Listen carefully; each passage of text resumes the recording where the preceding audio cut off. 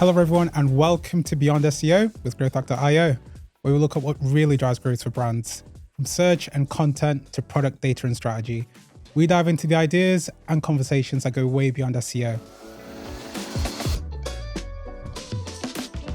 I'm Glenn and I'm with Kevin, and today we have Matt Daley from RUNWAY FIVE. Hello, how's it going? How are you, Matt? I'm really good. I'm really happy to be here, guys. It's great. Yeah, as I was saying before, we're really excited to be having you on because obviously this was also long in the making in terms of putting it together. Yeah. And we're really excited to be chatting about your journey to where you are now and where you began. Yeah. But for the listeners who may be not familiar with yourself, if you could give a brief introduction to yourself and your background.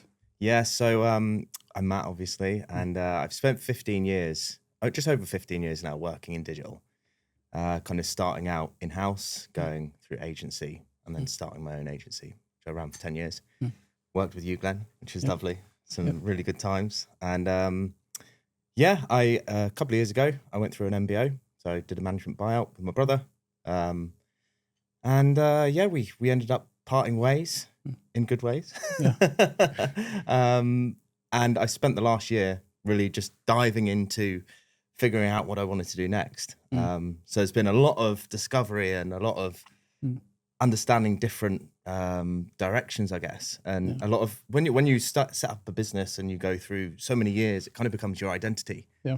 So detaching myself from that meant I had to create a new identity, I guess. So it's like digital ads is my thing. I realized that I love it. It's one of the things that I love to get hands on with. And so now I'm kind of working with RUNWAY FIVE. I've built it up in Spain. It's been running for just over a year. But I kind of last year ran it very minimally. So I had a few clients ticking over and I took some really good time to, take some rest and recovery after 10 years of running a digital agency in the trenches. I built up my house up in Spain, done a lot of cool projects over there, started documenting it. And now, I'm back in the trenches with digital ads, going straight in with brands that, spending maybe 50K a month on advertising, upwards of that as well, to help them scale and grow profitably.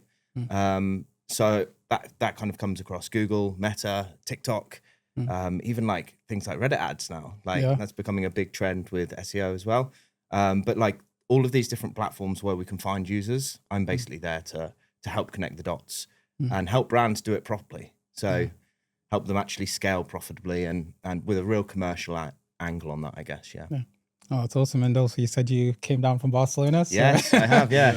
So the truth is I spend most of my week in the mountains like a crazy man with a lot of cats. When I moved there, I didn't expect it, but I ended up having now I think I've rescued like 20 cats or something over the last year. It's crazy. Awesome. So I'm kind of like digital marketer / crazy cat dude. They're normally it's normally cat lady, but cat man. Yeah, the cat man. Cat man. I actually have a TikTok on that as well. Yeah, so that's quite fun. But no, I really appreciate you making the flight and the trip down to see us. And it's interesting because obviously we met in Barcelona at a networking event. Done by Fat Joe, which was amazing. Event. And then we just connected and it's great just you being here in Nottingham. It's like, wow, like a lot can change in, was it less than, was it 6 months? I think it was October or something. Yeah, October, 6 months in. And just now I feel like I'm really integrated with the business with you guys and we're doing some great projects together and actually seeing some amazing results as well. Like that's the most important thing across the different SEO and PPC working together. Absolutely. Yeah, 100%.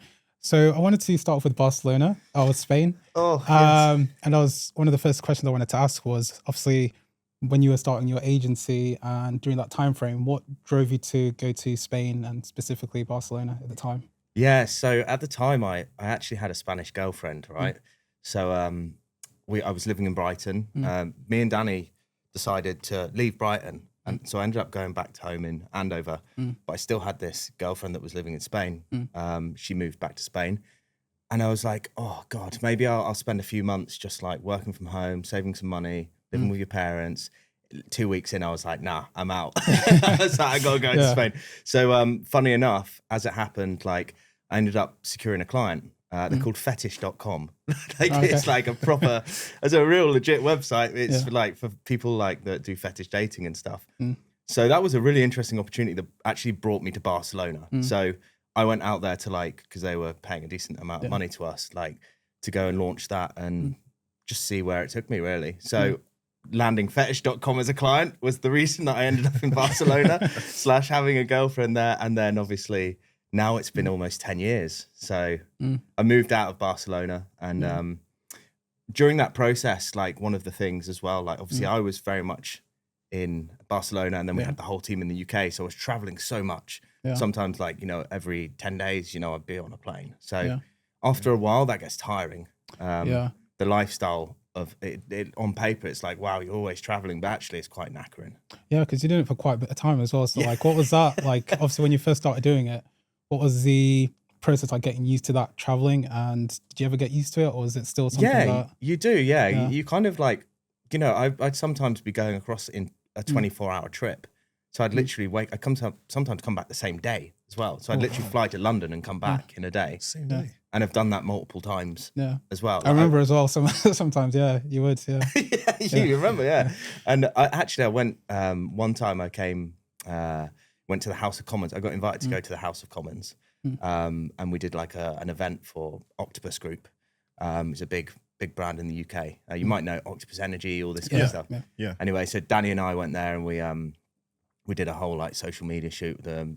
We were doing all their awareness campaigns and stuff. So that was like an example of like going to London for a couple of days, and then we'd be like, we had another client that we went on like a boat trip with them. So it's always it was always like fun reasons to come back. Yeah. But after a while, I think, especially in like the last few years, it kind of like started to get tiring. You know, you want to build a base somewhere.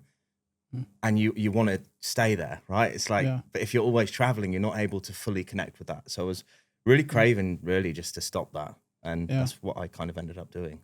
Yeah, 100%. And also, I suppose, like, even though that kind of format and lifestyle is like great, like what you said before, you need something that can obviously, you can come back to, or a solid base and foundation, because you can't, I suppose, maintain that long term, at least anyway. So yeah, exactly. And for me, I always wanted to like build a foundation there, like buy a house there, like settle down there, like have some cats there. I didn't arrange that. That wasn't part of the plan. That was not part of the plan. And what was because I can imagine obviously UK lifestyle and Spain lifestyle is massively different in terms of just work wise as well, and in terms of just mindset towards obviously work and everything. How was that like in terms of that shift? Because I can imagine, like we spoke about before, like life in terms of Spain and UK is very, very different. La vida en España es muy tranquilo. That means, go on, do you want to translate that? You know the translation. You're going to have to say that again because I wasn't. La vida en España es muy tranquilo. Oh, the lifestyle in Spain is very calm. There we go. He's got it. This guy knows Spanish. Un poquito. No he hablado español en más que 10 años.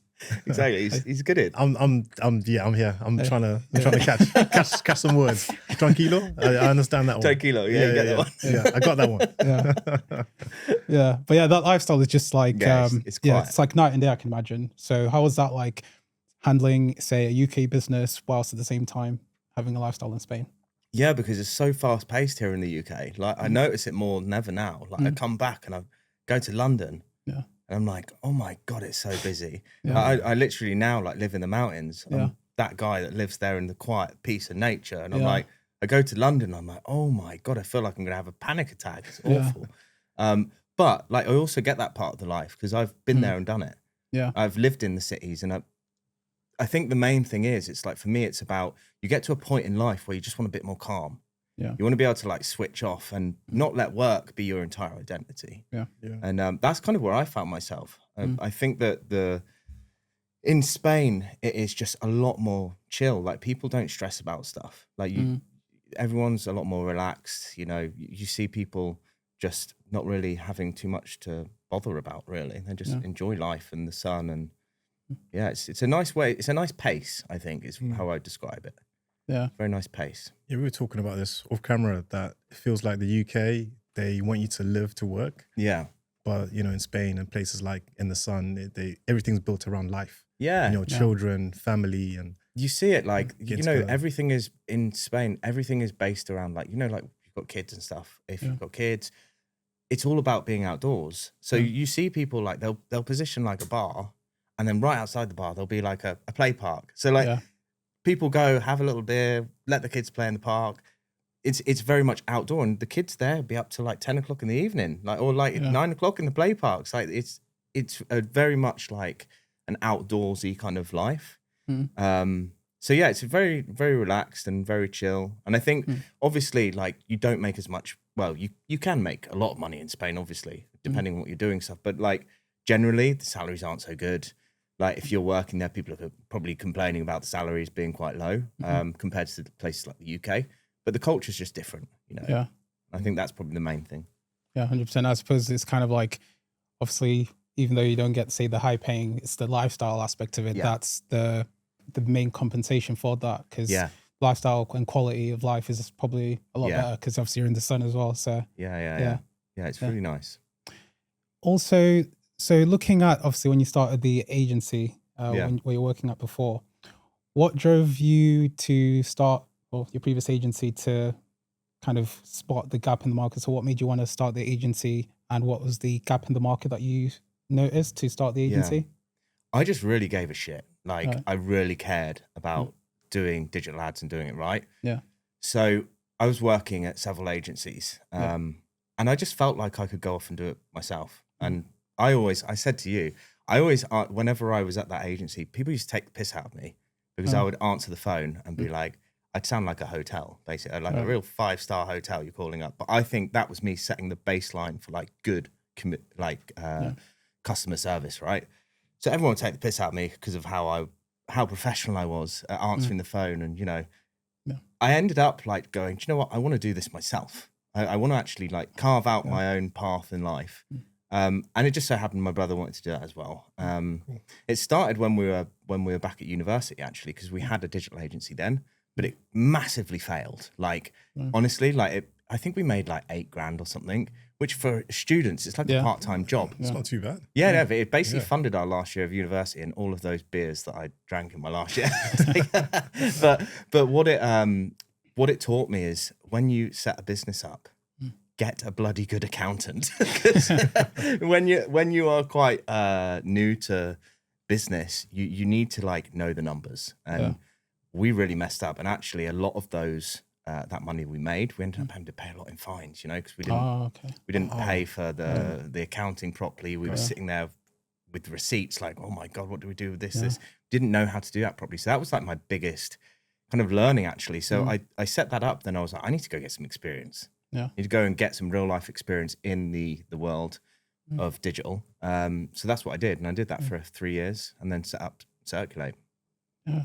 Oh, that's awesome.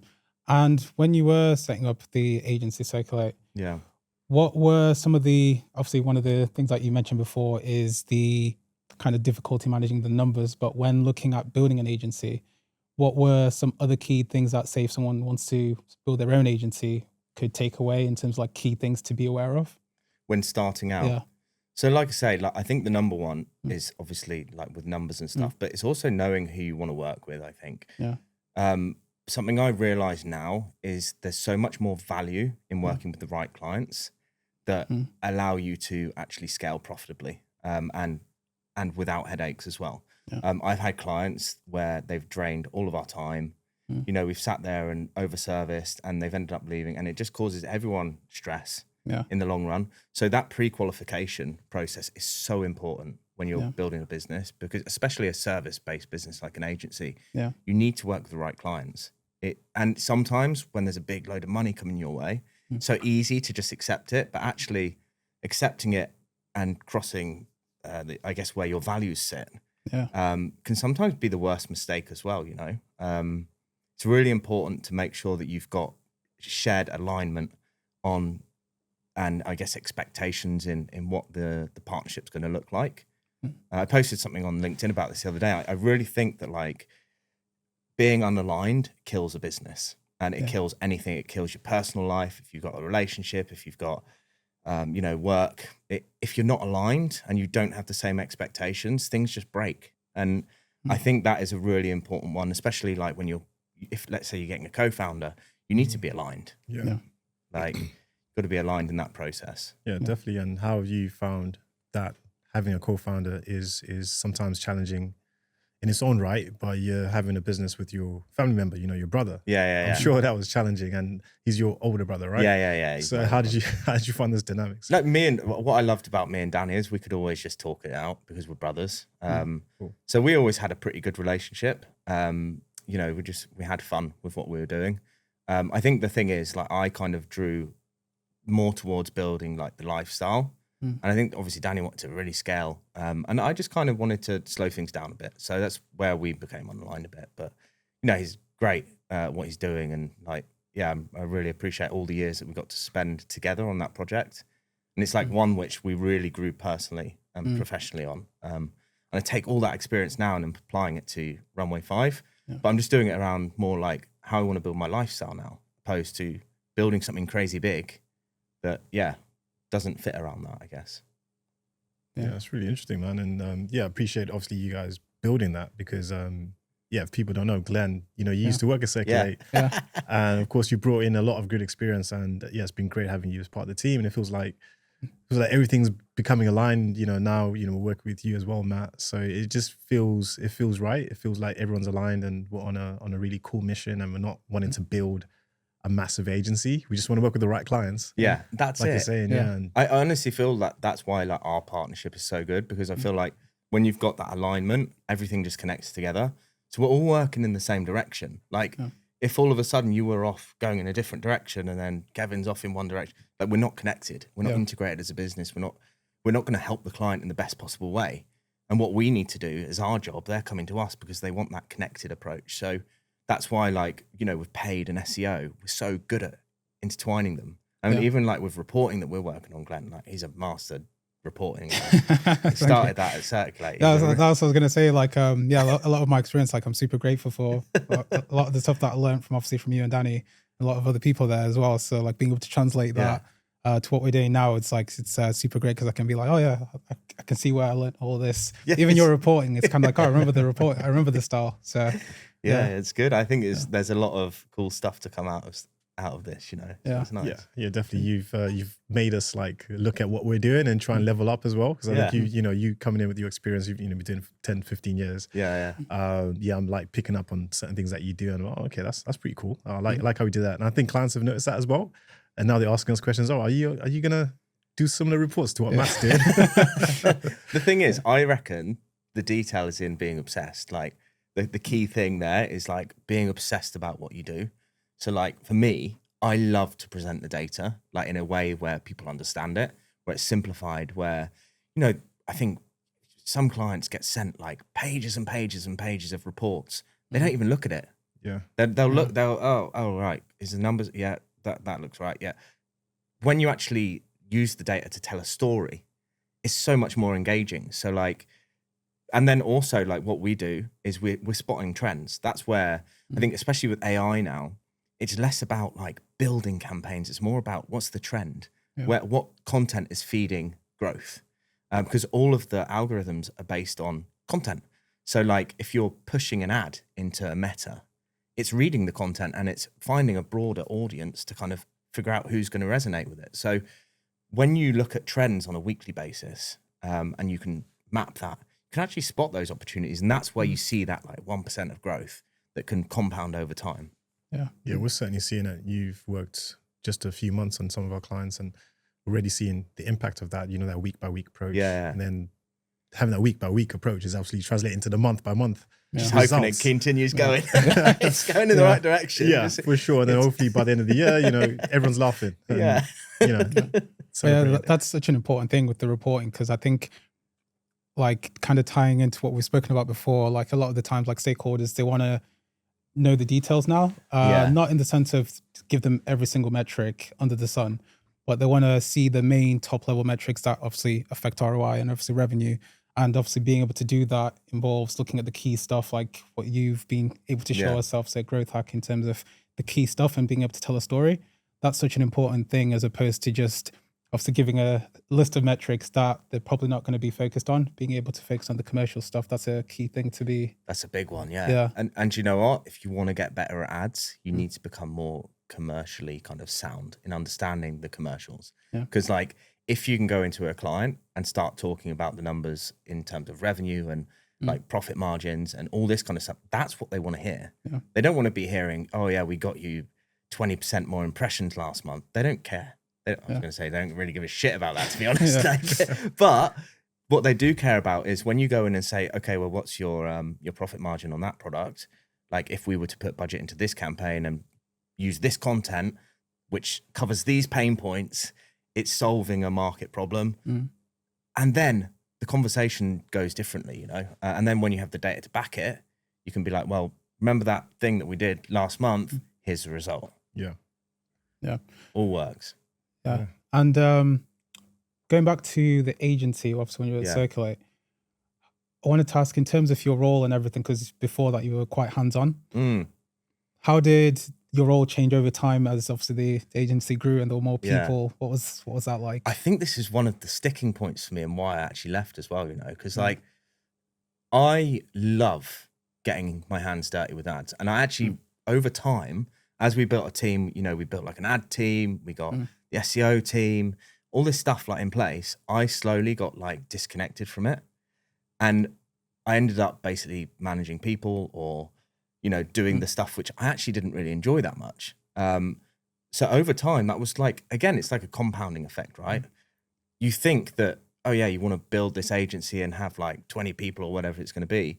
But actually, when you go into this position, you sometimes become disconnected from what you actually loved in the first place. And for me, that rebuilding now and what I'm doing, I'm actually reconnecting to that passion that I had when I first started Circulate. And I realized like how much I actually love being connected to the hands-on delivery. And I think that was the biggest change for me. It's like when I was building Circulate and we actually grew it to like, 10 people or whatever, like I was so disconnected from the day-to-day delivery that I started to just not enjoy it as much. Yeah. And I think that's one of the biggest things really. It's like, that reminds me as well, because we were speaking about this obviously off camera a few days ago, about obviously scaling and obviously things like margin and everything like that. Obviously, if you're not aligned in terms of where you want to go, so for example, say if you're not focused on say growing or scaling super fast, but at the same time you want to say have a manageable business, you want to make sure you know where you want to go. And obviously if you're not focused on that, then that's when you can just be disconnected and be like, oh, what's going on here? So what did that time frame teach you about in terms of alignment, in terms of where you want to go, if that makes sense? So obviously you've mentioned before, sometimes if you're having a business, it doesn't need to be super scaled up, and it can be having situations where it can be unprofitable or low margins. What's from that time frame, what were the experiences that taught you in terms of margin and scalability? I mean, you could have like $1 million business, right? You could be like loads of people behind it and the profit margins be really low, but you're like, but our head count's this and we're making $1 million. You could have a $500,000 business that's more profitable than the $1 million business and less stressful. And that's my route that I want to take. Because I think when I look at building a business to scale, obviously there's so many people that are way better at doing this than I've ever been and what have you. But I think there's a point where you do become disconnected, and then it's very easy to become very unprofitable. And there's almost like a tipping point where every time you hire someone, you need to make more money. It's like a constant revolving cycle. So like you're always having to sell. And sometimes that comes at a cost to delivery. That can mean that, if you've not got enough capacity to deliver, things then get tight, then you lose clients. This happens in agencies, like when they push the service too much and make it too weak, like you lose a client, and then you're in a constant repetitive cycle. Never ending. It's never ending. I don't know an agency owner that's not been through that. Like, honestly, I think they'd be lying if they said we've not been in that cycle. But what I see now is if you build an agency with the right framework in place, and it doesn't even need to be an agency, it can be a consultancy, right? It can be a service where there's a few of you, you can make it super profitable and you can have way less stress, and you just need to bring on the right types of clients. And obviously that's a dream for a lot of people, right? To bring on the right types of clients. So we were talking about it the other day, Kevin, I just want to duplicate that client. They're so good. If you can get to that point where you can start finding and actually using your values to locate the right types of clients and communicate that in the right way, I think you can have a really small headcount, be super profitable, and actually have a really good lifestyle. I mean, there's a point where making more money actually doesn't really bring more happiness, I don't think. For me, I love going out in the nature. I love my 2 o'clock run that I take around the mountains and, you know, going to the gym at 11 o'clock or whatever on a Monday. It's like, for me, that's life. Like, I love being in those situations where I can do that. And I think when I was running Circulate and when I was like scaling it with Danny, you know, like we would often lose that consistency with going to the gym or going for a run or looking after our health and well-being. And it would always be quite stressful. So I think there is a tipping point, like, and you have to decide, do you want to go through the pain of trying to scale, or do you want to build something which actually sustains a really good, solid lifestyle, one that you can actually enjoy? Yeah. Yeah, definitely. When you talked about, that's a lot of people's dreams. That's certainly my dream. I don't dream of having more stress in my life. I'm trying to. I saw, someone posted on your LinkedIn recently. They said, oh, you're going to grow really big. And you said, no, we don't want to. No, that's not my dream. Yeah, you know, exactly. But it seems to be the mainstream dream. Like, oh yeah, you want to have 100 employees. I'm like, no, that sounds like 100 headaches. That sounds like a problem. I don't want 100. Not saying every employee is a problem, but it's not like 100 problems to me. That sounds like I don't want to deal with that. I don't want to deal with that stressful situation. Then you're managing 100 people's expectations, 100 people's salaries, and it gets incredibly scary. I mean, when you think I think the most people we ever had was 12 people. I think that's the number. And then when you think you've got, in the grand scheme of things, it's a very small business, right? It's not like a big business at all, but you've then got 12 people where they've got mortgages, they've got kids, maybe, you know, you're supporting their livelihood, and it can be, if you're not ready or prepared for that, it can be quite a daunting feeling, you know? And I'm quite young. Like, I started my business at 24. Like, to be 24 with like growing the amount of people that we had, it's quite a daunting experience, especially for someone that didn't really want to build a team of 10 people. So like, it's nerve-wracking. Yeah. I just think now it's like really nice what you're saying. And this is why I think alignment is so important. You have to be thinking, all right, where do I actually want to take it? Like, what is the cutoff point? Like, where can I be feeling fulfilled with this project? Yeah. Another big thing as well, right, is I lost a lot of purpose when I was running my last agency. And I realized my purpose came from doing things outside of work.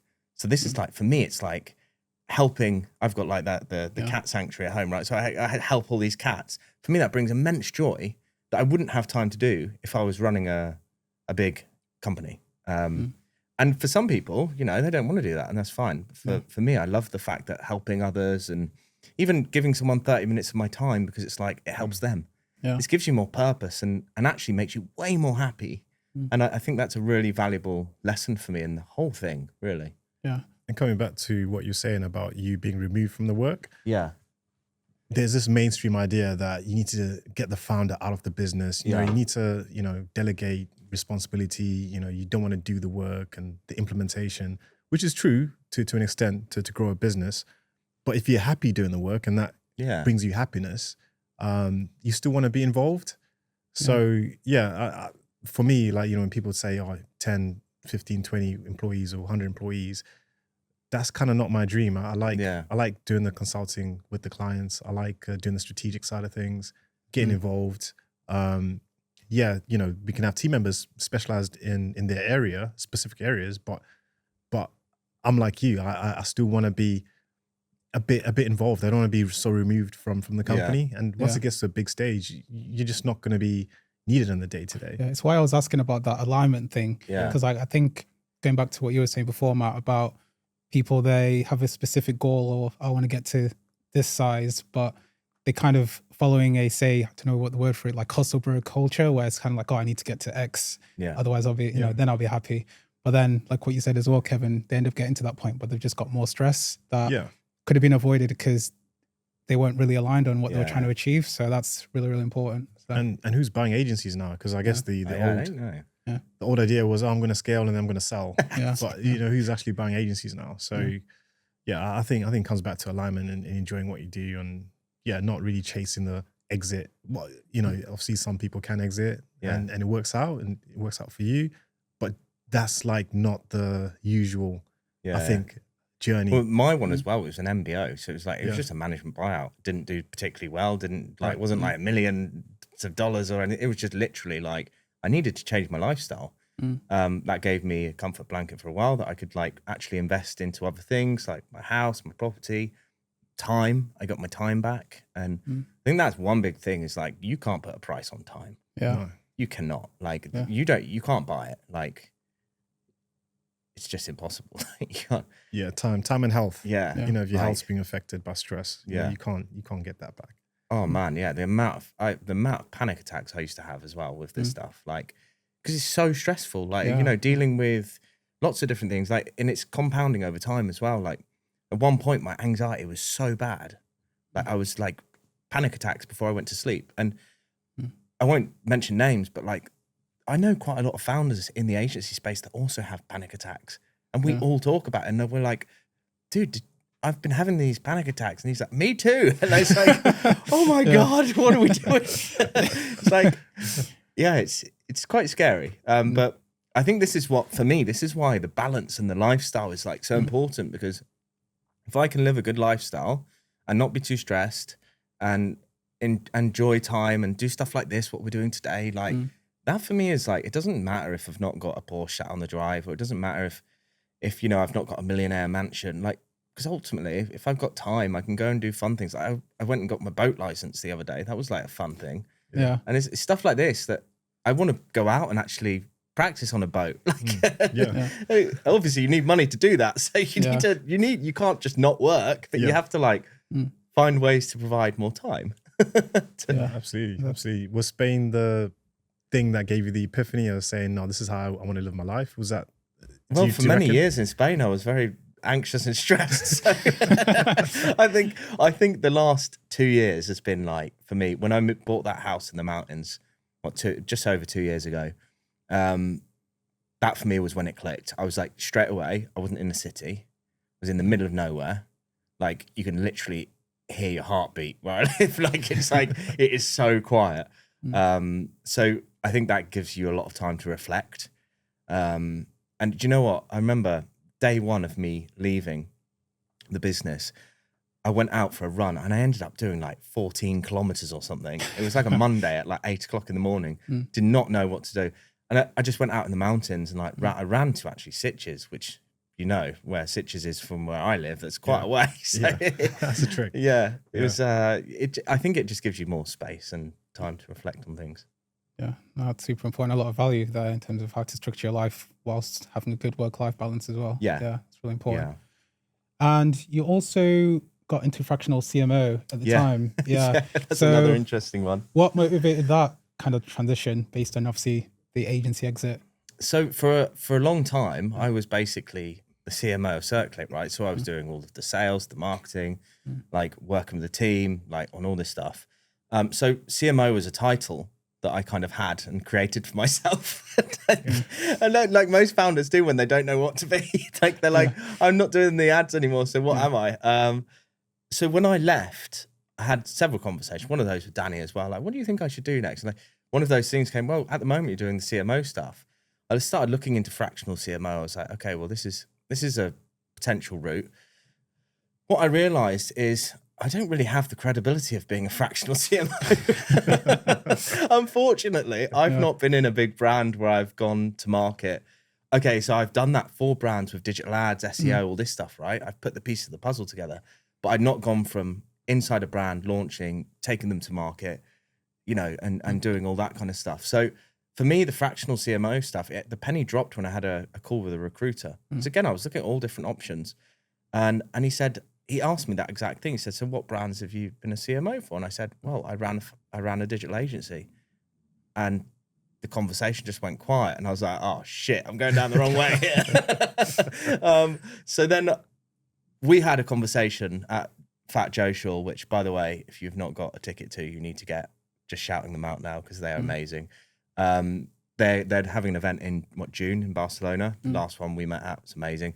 I was having that conversation with you, and then I was actually almost very close to just leaving the digital industry completely, because I was like, I didn't know where I fit.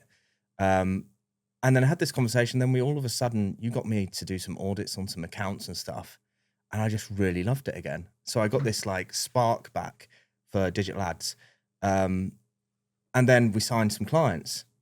And then I was like, oh my God, this is really interesting. So I realized that I was trying to be this new person, this new identity of a CMO, fractional CMO, whatever you want to call it. And actually what I really liked was just delivering the ads and working on the ads and doing it in a commercial point where like, you know, I'm very heavily invested into the brand.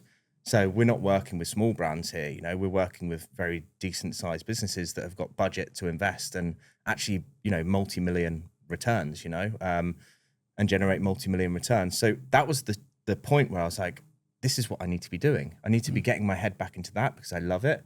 I really enjoy it and I align with it. And that's why we're sitting here today, I think, because we had all these conversations. Absolutely. That alignment. It's so weird that one event and you meet a person and then you just came up to me and just like said hi and yeah. I'm a good networker. Let's be free. I mean, you are great. I'm learning. I'm learning. You know, everywhere you go, you seem to meet someone. You know, whether you're in the sauna, at a bar, even like at the hotel you're staying in. You met like at least a couple of people, which is crazy. So I need to learn from you because you know you've got the gift. But yeah, you go to an event, you got no expectations. But I think the collection of people there were all aligned. Yeah, it's so weird. It was a really weird feeling there. Yeah. I've never been to an event where you're meeting such great people all in one place. And it wasn't like a massive conference. No. But the selection of people that were there were all there for the right reasons, I think. Honestly, I like the fact it was so much like that. Yeah. I think the industry, you know, can appear to be quite geeky in some ways.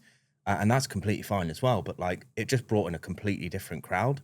And I really enjoyed it. It was like a really nice experience. You've met people that I've seen, they've been on this podcast, for example. So events like this just create new connections and you end up finding some interesting people. Yeah, definitely. Yeah, Luke met him there. Yeah, he's cool. Great guy. And it's brilliant people. Then obviously you, like that. There's never been an event that I've gone to I've actually connected with people in that way, because I guess it was like intimate, so there was space for that.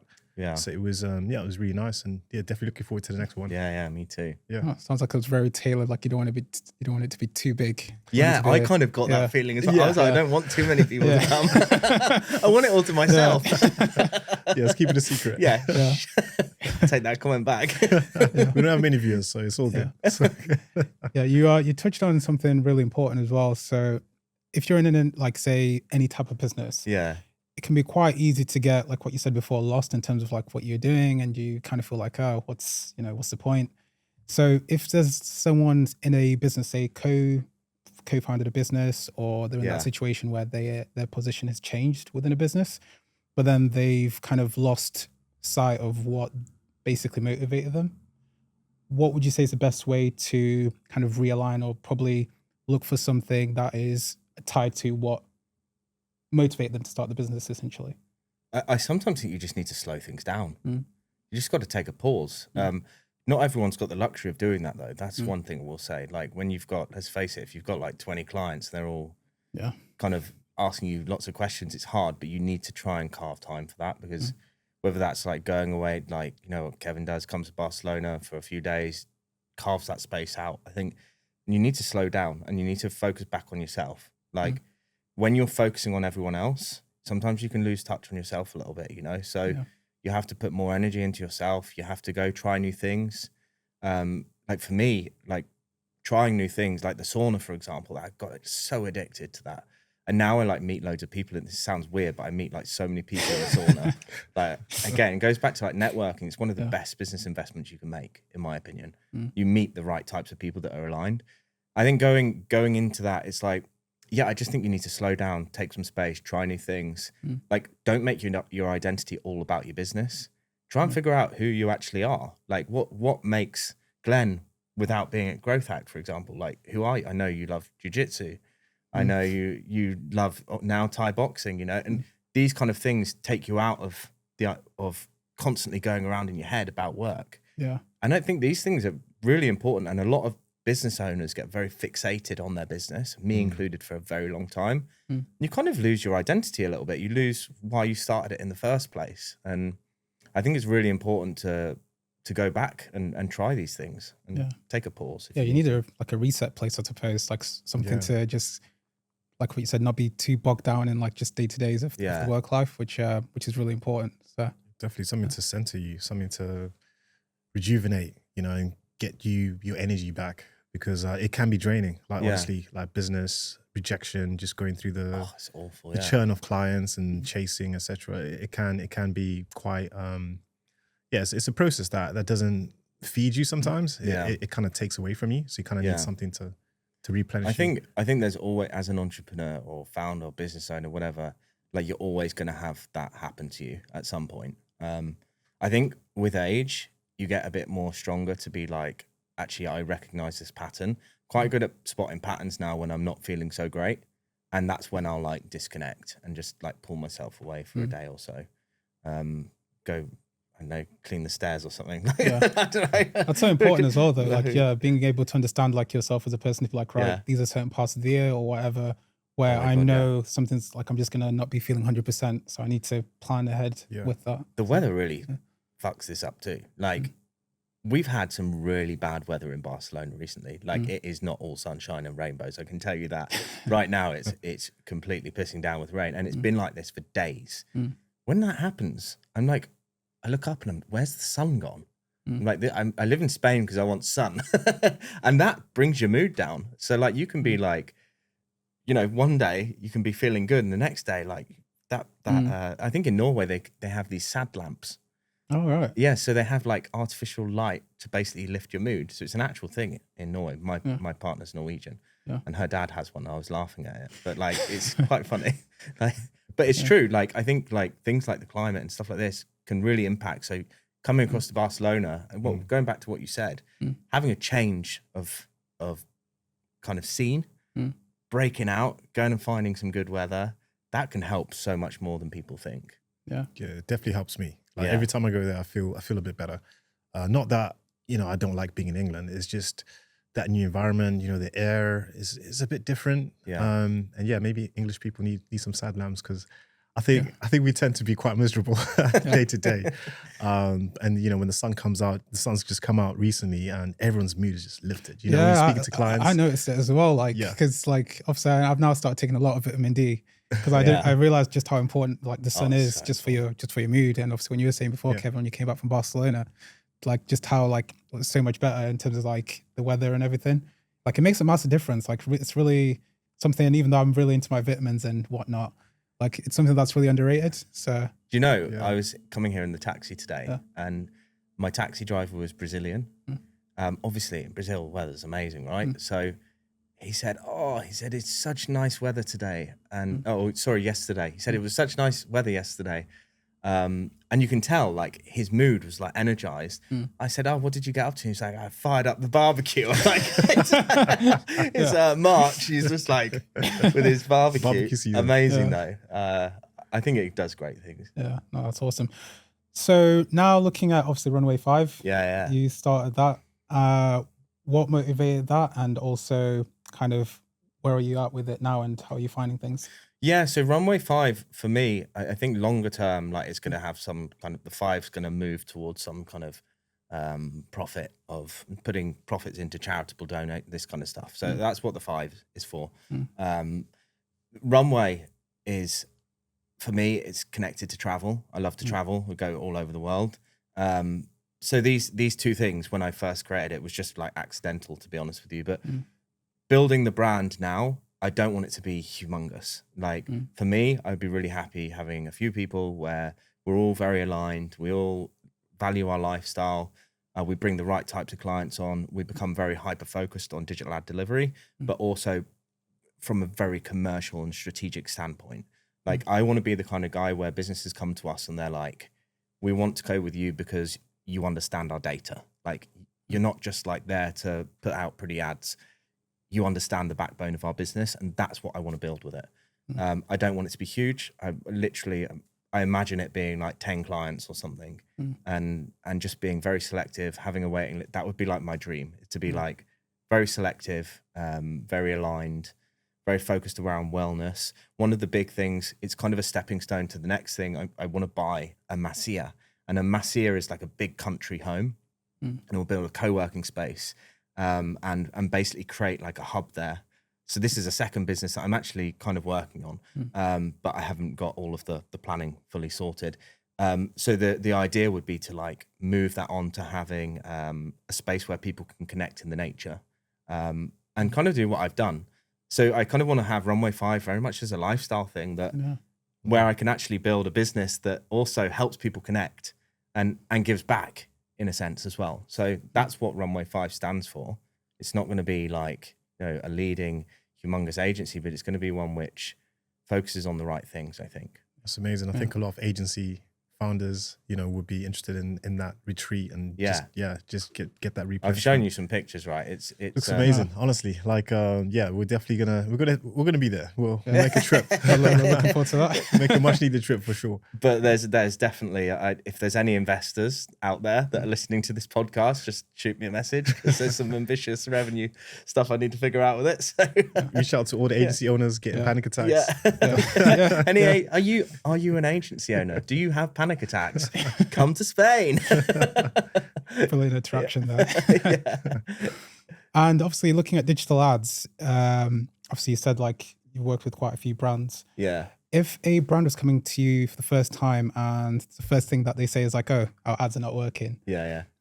What would be the first layer of, I suppose, assessment that you'd look at, or some of the first components to kind of assess when reviewing things? Well, this is really interesting. I spent like since leaving my company, I basically dived into marketing psychology. And one of the biggest things with that as well is like, that aligns with that is where do you fit in the market and how consumers perceive your brand. So if they say to me, oh, ads don't work, it's probably because they have a shit product. Like quite frankly, like the product probably isn't very good. And there's probably some things they need to work on to basically make that better.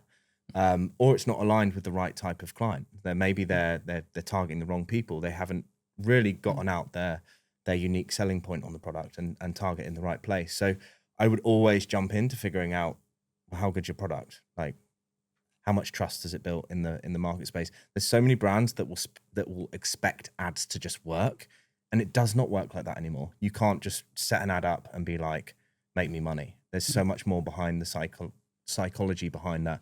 And actually, I spoke at the university in it's like a global business school in Barcelona last year. And there's 5 stages to awareness. And if you read, it's called the Sabri Subi book. I think that's his name. Anyway, he that's how I kind of learned this. And it goes back to like, you know, people being completely unaware of your product, people being problem aware, solution aware, open to buy, but ready to buy. So these all make different percentages towards like where someone's at in the psychological journey of buying a product. And for me, it's about how do you create content that works towards those different stages. And now Meta works based on this as well. So the latest updates on Meta are all based on targeting people at different stages of their journey. So when you're creating content, like you have, number one, have you got a good product? Number two, how are you serving those different intent stages? So are you hitting them with an ad which is ready to buy, and you're targeting someone that's completely unaware? Like there's just a massive mismatch there. So you're not really correctly tying in the user journey. And I think that is one of the biggest ways that brands can actually, you know, figure out how to make it work. So there's 2 things there. Number one, product market fit. Number 2, are they fitting into the different intent stages? Yeah, that's such an important thing as well, because I suppose if you don't have the understanding of the psychology, which is like what you kind of took some time to understand, then you could kind of be running the ads in a way that's just based on surface level stuff that you just know from a obviously digital ads perspective without really understanding how customers behave. And obviously that can really limit like what you do from an ad perspective in terms of the ROI that you're providing. But so it's really important to understand how, I suppose, users behave really. And obviously that's something we've been seeing with the stuff that you've been doing with some of the key clients. So. It's really good. So we've been testing like different intent stages and stuff. That's been really fun. One of the things, I actually built an AI tool on my website. So if anyone's watching this and wants to test it out, you can go in, upload your ad copy, and see where it fits within that, within those different stages. So I was a bit bored, and I was like, I'm going to create an app that does this. So as you do. As you do. So I basically just built that on the site. So anyone go over to runway5.com, look at the tool section. There's like a little app there that you can test this on. That's really cool. And then it ties in with the theme, that alignment piece, where if your product isn't aligned with your ad strategy and where that customer is in terms of the journey, then it's just not going to work. So yeah, it's really cool that you've kind of tied all that in together. Your personal alignment as well as obviously what you do with the ad side of things and making sure that's aligned. Yeah, I think that's so important. Getting that journey tied. Yeah, tied closely. That's awesome.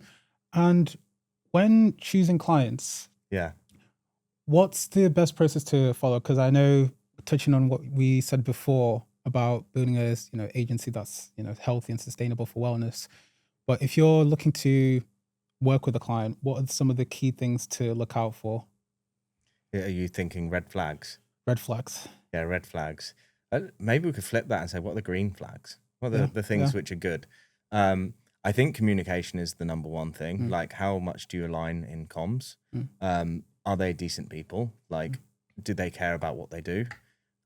We're really lucky. We've got some really good clients that are like actually really care about their product. And that really makes a big difference because they'll go the extra mile. I mean, Chris, man, he's an absolute genius. Like on Manage at Home, he's doing some amazing stuff.